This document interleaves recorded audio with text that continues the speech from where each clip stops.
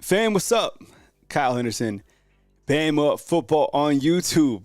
Gonna get a roll tide inside the comment box. I appreciate you guys being here. Thank you for joining me on Monday Night Quarterback. I wanted to add some evening shows, so here I am on Monday with a couple weeks left in Alabama's regular season. I wanted to start out by talking about Bray Hubbard. I understand today Coach Kalen DeBoer said that Keon Sabb is out for the season. The impact of Keon Sabb being out, I thought at one point would be really impactful to the Alabama defense. The next man mentality has come through. And Bray Hubbard, who has been practicing as a starter, waited patiently, didn't go to social media, didn't complain about playing time. And when his name was called, Bray Hubbard stepped up. And my goodness, I'm just elated about what he's done so far for Alabama. On the season, he has 18 solo tackles. That's one of the best things I like about Bray Hubbard. He has a nose for the football. Instinctual player, right? He has 33 total tackles. He has 2 interceptions. I think when we look to Alabama's defense, we've seen them continue to improve weekly. Specifically over the last 3 weeks. And I think a big part of that is Coach Kalen DeBoer probably had a sit down with Kane Womack and said, we have to tighten this up. If we want to really make a run at this thing, we have to tighten up, specifically in the secondary. I'm on record about talking about the Alabama secondary and being very critical of the Alabama secondary. Guys being beat over the top. Guys being challenged. Teams viewing Alabama as vulnerable, specifically in the secondary. This team, I don't know what happened against Missouri, but from Missouri to LSU to Mercer, the defense is on the rise. Thumbs up if you agree with me inside the comment box regarding the rise of the Alabama defense. I get it. I understand the competition level against Missouri because they're missing a quarterback and they're missing a running back. I'm not worried about that. I'm talking about execution. Guys being in the right area of the field to make plays. The biggest stat that stands out for me about the Alabama defense is this right here. 24 forced turnovers this season in 10 games, 14 interceptions, which equates to 3rd in the nation in forced turnovers. That is championship level football. And when you force turnovers, you allow your offense back onto the field. And when you run the football, you control the time of possession and you win games that way. You win a lot of games that way. We have seen Alabama run the football. We have seen them continue to create turnovers. We have seen them win time of possession. We have seen them win games by large margins. The other point I want to hit on is the fact that Alabama has allowed just 2 touchdowns in the last 12 quarters of play. I don't care who it's against. I like the execution. If you caught my Monday show, talk a lot about Jahad Campbell. Jahad Campbell, there was a specific 3rd down in the first half against Mercer. It was like a 3rd and 3. Looked like the guy was going to get the first down to me. Jahad Campbell met him head-to-head, squared up, made the stop. That's the type of execution. That is championship level football. I was just talking about Jahad Campbell even before the Mercer game, and he shows up on Mel Kiper's board as number 16. I have him as a top 15. I've went ahead and said he's a top 10 type guy. And the way that Alabama's defense sends pressure, if they send pressure through the interior with their inside linebackers, That's the recipe right there. Did you know this? Oklahoma has allowed 41 sacks this season.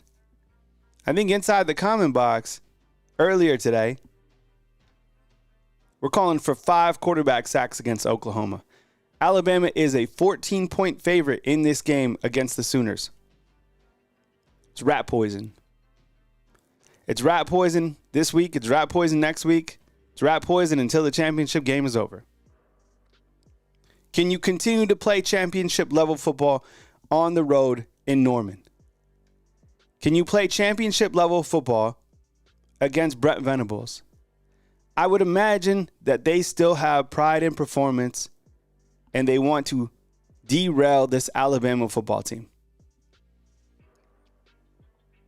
From what I've seen lately from Alabama in their climb in these football rankings, whether you want to look in the AP where they are 7th, in the college football playoff rankings, which will come out on Tuesday, where they continue to climb, Alabama football is on the right trajectory. Saw a good video earlier today by who I like to refer as the king of college football, and that's Josh Pate talking about the SEC. Brought up a damn good point because I was talking about this earlier on my show. You know, you look at the SEC, and we're talking about Alabama reaching the SEC championship, right? They have to beat Oklahoma. They have to beat Auburn.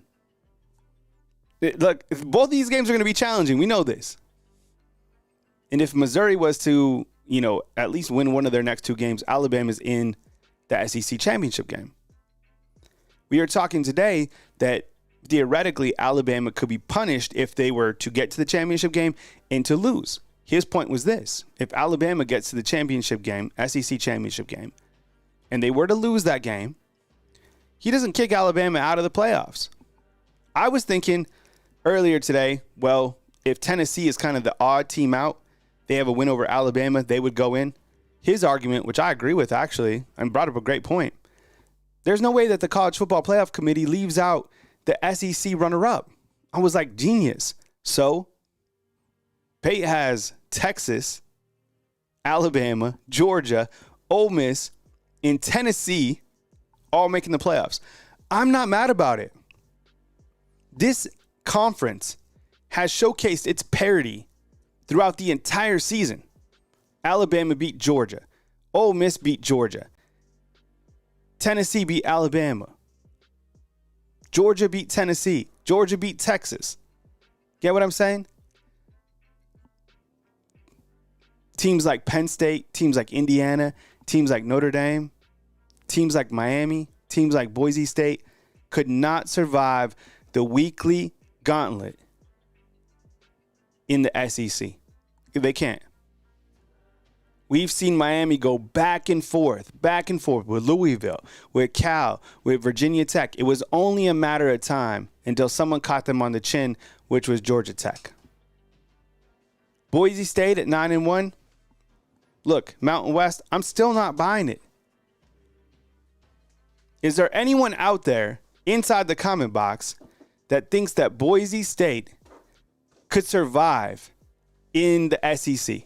And I get it. The group of 5, the highest ranked team, has to make the playoffs. That's fine. But could they survive? Okay.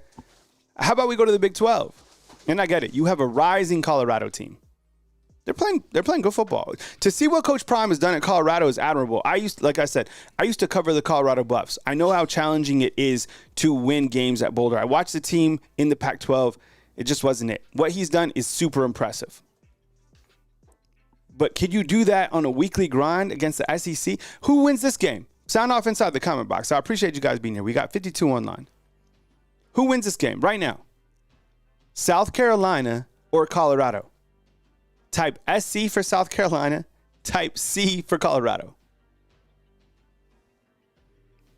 The way that each of those teams were playing, I would definitely tune in to watch South Carolina and Colorado. The point overall is the SEC is completely different in terms of talent compared to the big conference, compared to the ACC, and compared to the Big 12, period.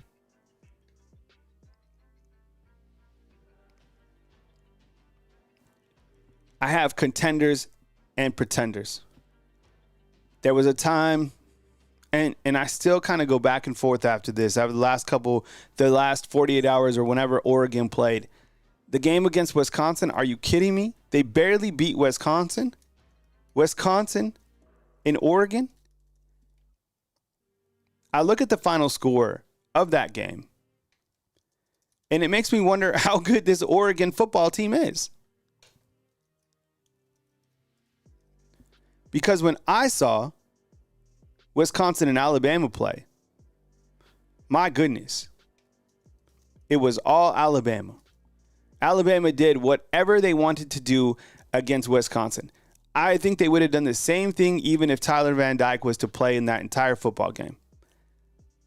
I don't know. Are they a contender? Are they a pretender? I'm going to probably list Oregon at this point in time as a contender, but that score against Wisconsin doesn't do it for me. I don't know. Ohio State, I think they're a contender, but Ryan Day does not win big games. Hasn't done it. Texas, going to label them as a contender because I got a lot of respect for Coach Steve Sarkisian. Got a really good quarterback who's beaten Alabama before. Penn State pretender. Indiana, absolute pretender. It's crazy to think that they are going. Think about this. The two things that freak me out about Indiana is, number one, they haven't played a top 25 team all season long, and they're going to face Ohio State right now, where they are, what is it, Jarvis, inside the comment box? Like 13-point underdog? How can you be a top 5 and you're not even playing the number 1 team in college football and you're a 2-touchdown underdog? What? Notre Dame, I'm sorry, not buying it. And all these teams from the SEC absolutely loaded.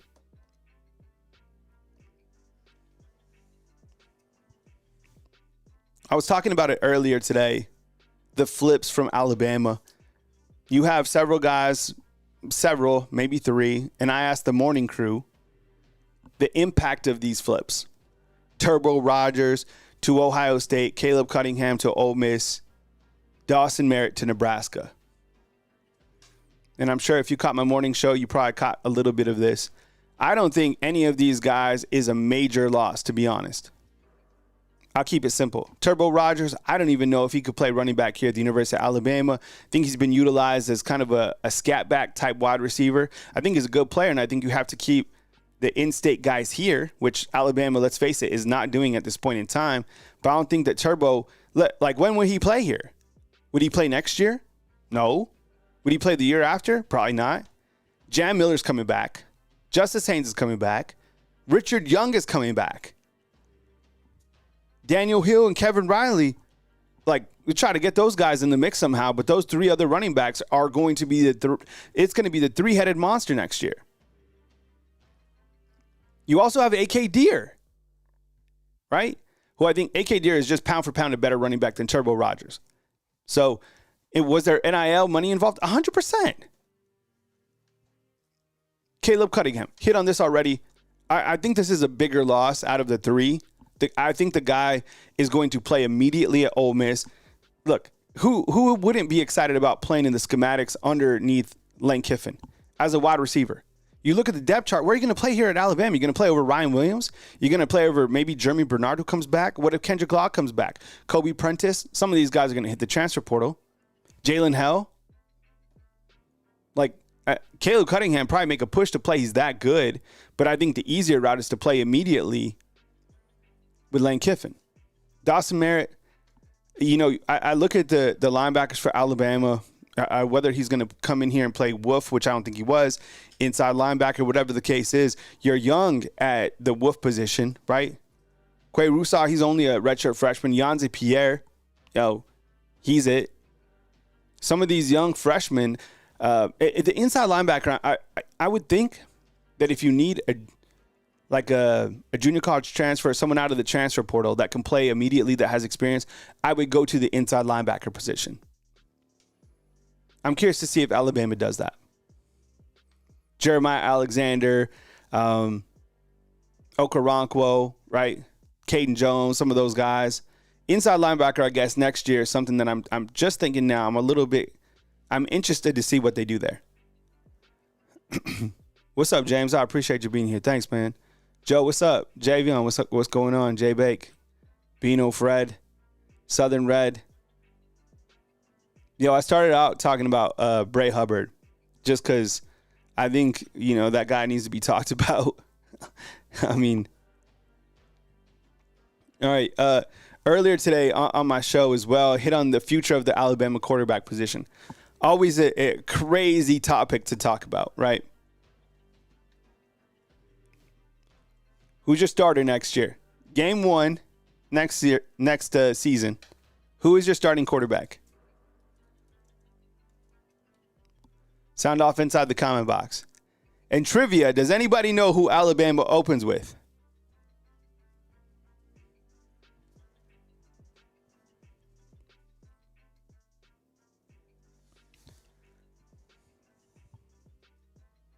Trivia, who does Alabama play in the week 1 opener? And who is your quarterback that starts in week 1?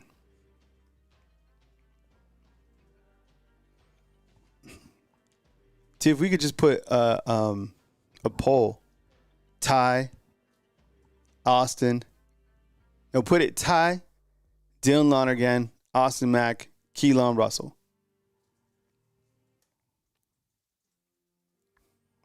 So who starts at quarterback for the Alabama Crimson Tide against Florida State in Tallahassee? Unless Florida State gets relegated to, I don't know, a group of 5 or something else, it's still an ACC team. I just like to give Florida State a hard time. All right, so you have Ty Simpson, who's currently a redshirt sophomore, Dylan Lonergan, redshirt freshman, Austin Mack, redshirt freshman, and then Keelan Russell, who's incoming. It's clearly Ty Simpson's job to lose. The guy has been here. He's been patient. When he's come in for his opportunities, he's led the offense, right? He even has a win under his belt last season against South Florida. There's a poll right now that T just posted. Who starts at quarterback next season? Go ahead and jump into the votes. I've already said that Ty Simpson, I like a lot about what he brings to the table. I think sometimes we forget that he's athletic just because we don't see him in action that much. But the guy is fast. I love when he starts to run. The guy can run. He can move. And in the past spring games, he's ripped off some long runs. One, I think, was for like 45 yards. I've seen him make some very athletic throws. The play that he made against Mercer when he evaded the defender and threw it downfield, that's high-level football. I think he's going to be pressed. If Dylan Lonergan stays here, look, I can't see him beating out Ty Simpson. I don't know why. I think he's a good quarterback. I said earlier, I explained why I think he would be the guy to transfer. I have no intel on that. Maybe he comes back, proves us all wrong, and becomes the starter for Alabama. He's a very talented quarterback. So much so that last year, the coaching staff, this is like one of those stories that you'll hear on the Netflix series when they do something on Coach Saban. The majority of the coaching staff in 2023 wanted Dylan Lonergan to start over Jalen Milroe. It was only Coach Saban that basically dropped the hammer and said, no, Jalen Milroe is starting. So that gives you an idea of how good Dylan Lonergan is. You also have Austin Mack. Let's face it. When Austin Mack came in, everybody was kind of like, this is an opportunity to get to see Austin Mack. 6'6", 235. And I'm not going to lie, that's the size you want your quarterback to be, right? He's athletic too.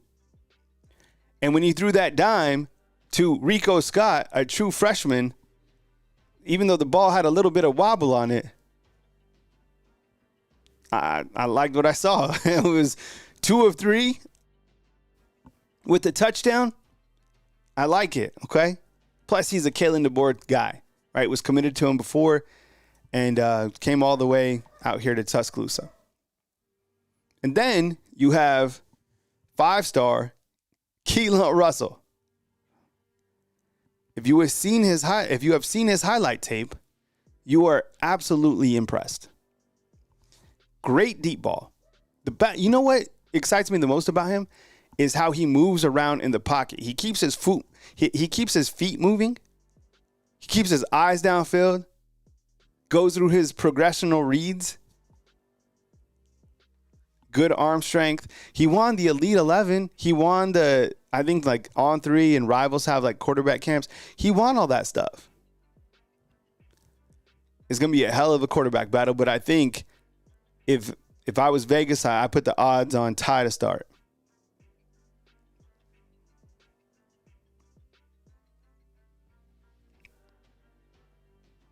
I think Ty will start. So, I wanted to come in and just talk about a couple of things and start the video off with the defense because, like I said, the defense, we do need to recognize what they've been able to do over the last 3 weeks. 2 touchdowns in just 12 quarters absolutely blows my mind. Let's talk about the identity of the Alabama offense. Don't get upset with what we're about to talk about. If you want to get upset about something, get upset about this. Alabama is 128th in the nation in penalties. 128th in the nation. They're still running the show. That's crazy. That's what you get mad about. But viewer discretion advised. What I'm about to talk about is the Alabama offense, and it might upset you. Maybe not. I don't know.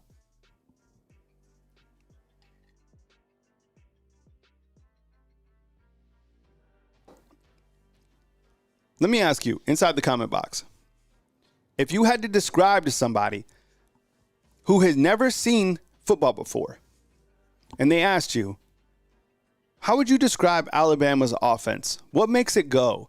How does Alabama's offense average 39.5 points a game, which is 8th in the nation? How does Alabama's offense put up 438 yards per game? How would you describe that to somebody? What would you say? Who are the main players? Do they have an elite offensive line? Do they have these incredible running backs? Like, what is it? How would you describe it to somebody? Alabama's offense. This is what I would say. There's a man named Jalen Milroe who runs the show. And whatever the team does and whenever Jalen Milroe has the football, that is how the team scores. The guy has thrown 15 touchdowns and he has ran for 17 touchdowns. The team is Jalen Milroe on offense, period. Can he hit the deep ball? Yeah, he did that earlier in the season. But what they're doing right now is they are just running Jalen Milroe. He is the guy. He is, and when we get into these tighter games, he's going to run the football more and more. He's going to have the most rushing attempts out of all of the running backs. This elite group of running backs, I'm sorry, but they are not as talented as Jalen Milroe. So it's Jalen Milroe and whatever he does with the football. That is Alabama's offense, 1,000,000%. And that's it. Now, they do have a couple other guys in the backfield that can complement his running ability. Jam Miller, of course. It's shocking to me that in this offense, Jam Miller doesn't get or at least when watching a player like him, that he doesn't get 20 carries. Justice Haynes barely gets the ball. And same thing with Richard Young, who, by the way, might be the second best back, if not the first top back on this team, Richard Young. So it's Jalen Milroe. And the thing about Jalen Milroe, and this is why Alabama has the best opportunity to win the national championship with Jalen Milroe at quarterback, because there's no other quarterback in college football that is as tough to stop on the offensive side, specifically with the weapons. If he starts getting hot and he starts throwing to the outside with the weapons that he has, Ryan Williams, Jeremy Bernard, slide in another wide receiver or CJ Dupree, or stop him on the ground, you can't. Like, Cam Ward is super dangerous, but I don't think he has the weapons that Jalen Milroe does. Quinn can beat you through the air, but he can't beat you on the ground. Like, preparing for Jalen Milroe is an absolute nightmare. That's it. So that's how their offense works, it's Jalen Milroe. It's the Jalen Milroe show. What's the feedback? Has it been mostly Jalen Milroe? People were describing it? Yeah, Milrose legs. Yeah, I can't. Whenever we put a poll up, I can't see what people are saying on the side. But what are they saying for the poll? We got 53 votes. 70% say Ty Simpson, and then the next is Keelan? No, it's Austin Mack with 13%, but Keelan Russell has 11. Oh, okay. So Dylan Lonergan is pretty much out. All right, got you. I think some people don't know Keelan yet. They will. This 5-star freshman is phenomenal. And you could go ahead and that would be the other selling point to like Caleb Cunningham. And I think they have a pretty good quarterback coming back behind Jackson Dart. But kind of the future, if you're excited to play, if you're a wide receiver and you're getting ready to play here at Alabama and you look to the future of the Alabama quarterback position, you see Keelan Russell coming in, you get excited. This guy, I'm telling you, it's amazing how talented these freshmen are every single year and the level that they're playing at. All right. So Oklahoma up next. It's a trap game. So is the game against Auburn. I asked earlier in the last couple of days which game would present more challenges. Would it be Alabama? Would it be Oklahoma or Auburn? I think they each present a challenge. I think the fact that it's a rivalry game, and I think I feel weird even saying this, but I think Hugh Freeze might be a better coach than Brent Venables. Whatever. I think the rivalry game adds so much to it in the fact that Auburn has had such a terrible season. They can somehow like derail Alabama in the final game of the regular season and knock them out of the playoffs. That would be, they're probably been practicing for Alabama for like 4 weeks. Remember when they didn't practice for my beloved New Mexico State Aggies and the Aggies just went over there and body slammed them? That's probably what's happening right now. So I would imagine that Auburn is probably a little bit more challenging than Oklahoma, but the fact that they're going on the road in SEC is going to present challenges in itself. This team, what they did against LSU was ultra impressive, and I think that recipe with Jalen Milroe running the ball, hitting you over the top a couple times, I think that will be the recipe along with interior pressure to win the college football championship, period. So this is how Alabama wins the title, okay? Because you already know the outcomes. We've talked about the outcomes before, right? In the scenarios of Alabama making the playoffs. Basically, Alabama has to, it's pretty easy, to be honest. It comes down to this, all right? Listen closely. If Alabama loses to Oklahoma or Auburn, it's out, period, done. If Alabama wins out, high chances they are in the SEC title unless Missouri loses its final 2 games. Then Georgia would play Texas or Texas A&M in the SEC championship. With a win in the SEC championship game, Alabama would be playing in the New Year's Six as seeds 1, 2, 3, or 4. With a loss in the SEC title game, likely still going to make the playoffs. Remember, as Josh Pate said, which now I agree with makes sense, but likely on the road as seeds 9, 10, 11, and 12. The recipes for Alabama to win the remainder of a game, I think, goes like this. Continue to force turnovers on defense. Interior quarterback pressure from Jahad Campbell and Deontay Lawson. I think high-level play in terms of running the football. If it's designed quarterback runs to Jalen Milroe, so be it. If it's a power game with Jam Miller, Justice Haynes, and Richard Young, so be it. Forcing turnovers, running the football, winning the time of possession, I think that this team has a great shot to win another national championship under first-year head football coach Kalen DeBoer. I think that's it. So I appreciate you guys' feedback. Remember, tomorrow night is the college football playoff show. And that'll take place right after the college football playoffs are released. I have a graphic that I will show you guys. I put this up together. This is not the official bracket, but I did some Photoshop work. And right now I have Alabama at that 8 spot taking on Notre Dame. And that game would be in South Bend, Indiana. I think college football, that would be like a college football Christmas present. Think about it. 2 iconic programs underneath Touchdown Jesus in South Bend, Indiana, to watch Jalen Milroe run for 7 touchdowns against Notre Dame. Seriously. Alabama would beat the absolute brakes off Notre Dame. And then they go to, then they play Oregon in whatever bowl that would be. So this is how I have it in my make-believe bracket. I have Oregon 1, and this is following the games this past weekend. Number 2, Texas. Number 3, I have Miami. I moved them up. Number 4, I have BYU. I get it. They lost. So the record isn't updated here, but they did lose. But they're still favored to win the Big 12, so I kept them at the number 4 spot. Number 6, I have Penn State. Number 7, I have Indiana. Number 8, Notre Dame. Number 9, Alabama. Number 10, Ole Miss. And then 11, Georgia. And then the group of 5 at 12. My first team out was Tennessee, but I did this before listening to Pate's thoughts on the SEC. So I guess I would bump out. I guess I'd bump out either Notre Dame, Penn State, or Indiana based on what happens and move some of those teams up. I guess you had to do that.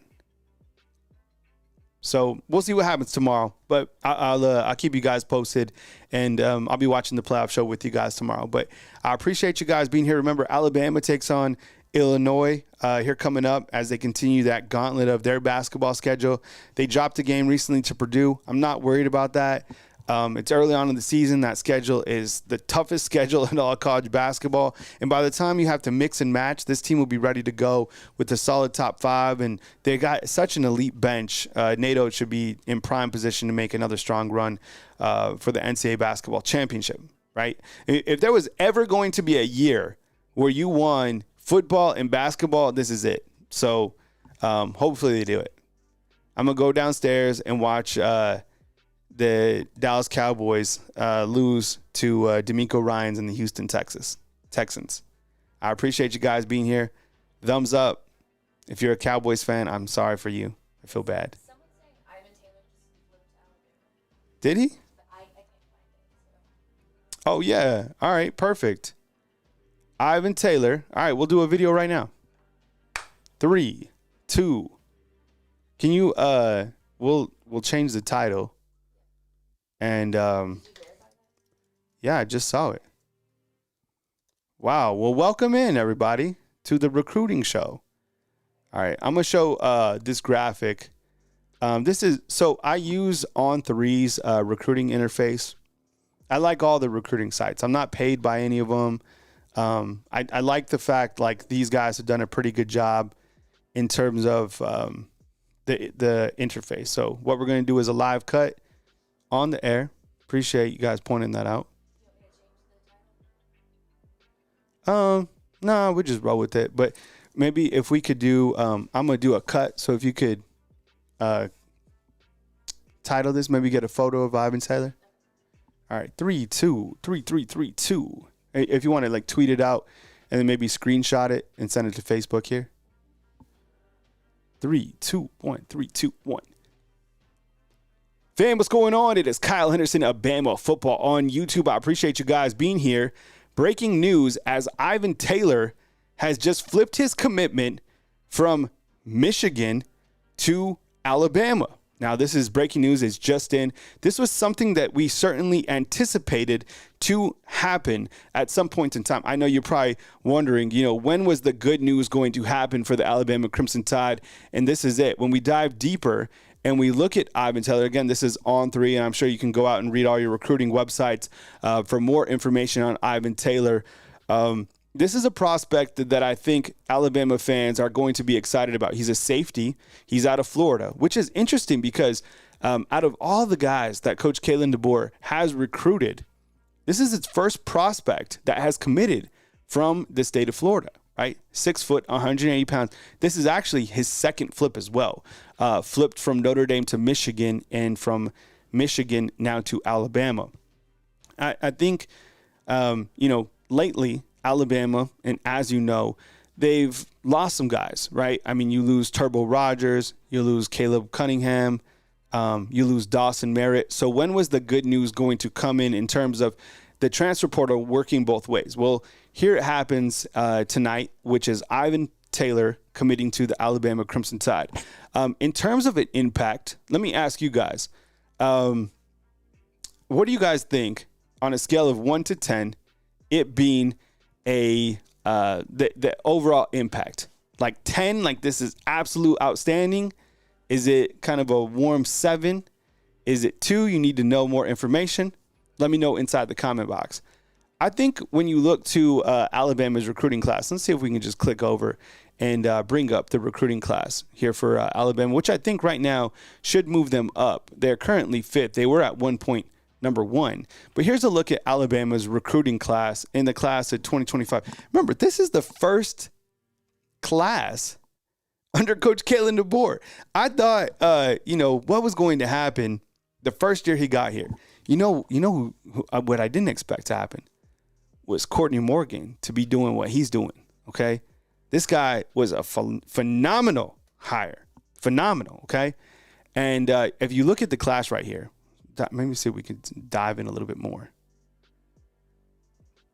And again, these are on three. I like their interface. So you got Keelan Russell, 5-star. Michael Carroll. Did anybody see Michael Carroll throwing this dude around? It was crazy. And look, when you're talking about like impactful guys leaving, like if Michael Carroll was to go to Colorado, that would be like great. That would be a 10. These other guys not so worried about.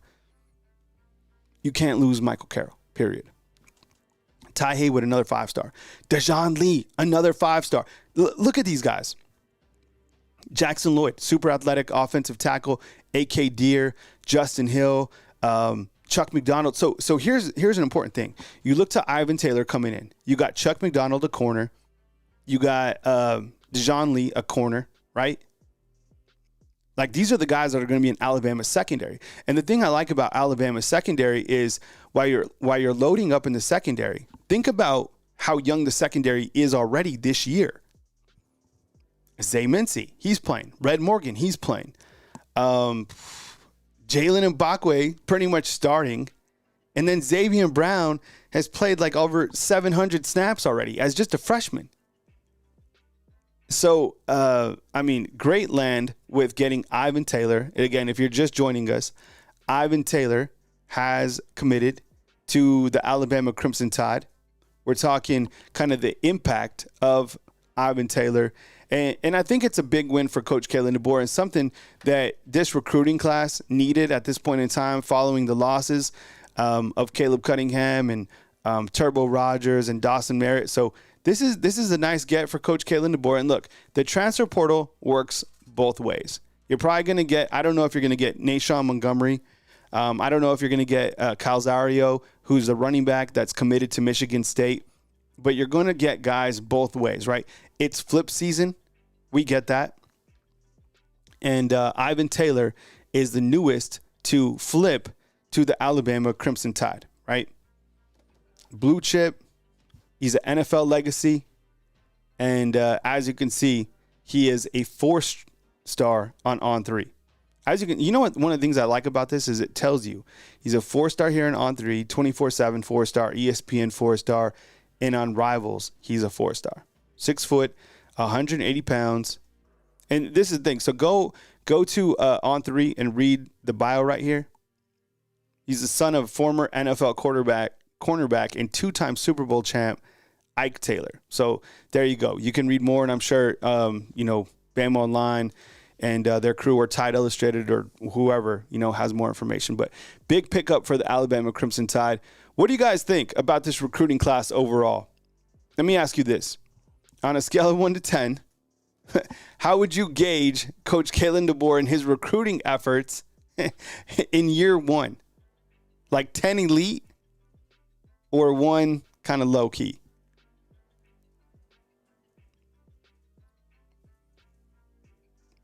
I think it's got to be pretty high. I mean, if you're ranked number 5, like right from the jump, let's see if we can bring up his highlights real quick. Give me 1 second. Let's see if we can bring these up. So if you're just joining us, we're doing a live show, and then Ivan Taylor, he went ahead and committed or flipped. So let's see if we can. Yeah, this is it real quick. Ashley Sleep offers. All right, that's an ad that's playing. All right. Here's highlights in 3, 2, 1. All right, let's see what we got here. So you see a guy who's able to, he basically lifted the dude up and was going to suplex him. Here he is in the orange in the backfield. He's a safety.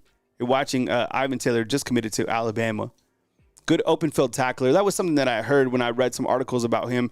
I want to see some of that playmaking ability. Oh, here he is down at the corner spot, the bottom left of your screen. Mike G is seeing 11. Here he is in coverage. Ooh, I like that. We need some corners. And I don't know if he gets here, if he'll play corner, if he'll play safety. Here he is, I guess, playing kind of like a star position right there. Wow, that's a big tackle.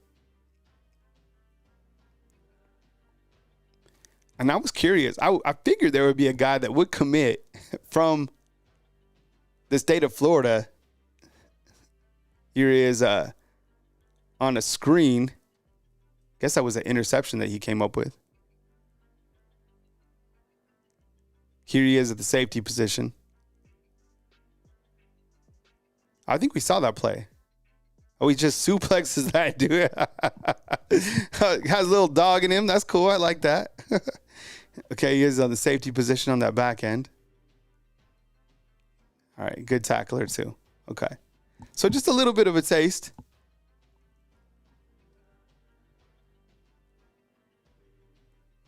And I will be